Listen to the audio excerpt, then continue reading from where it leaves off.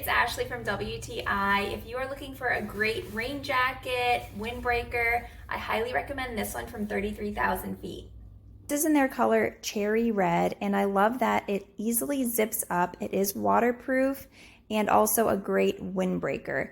I have been looking for something to layer over a heavier jacket for when I go to Alaska, and I have found it. Plenty of room inside. This is a small, it's true to size. It has pockets on the outside, a pocket on the inside. It has vents underneath your arm, a hood that also cinches in really nice. It won't blow off.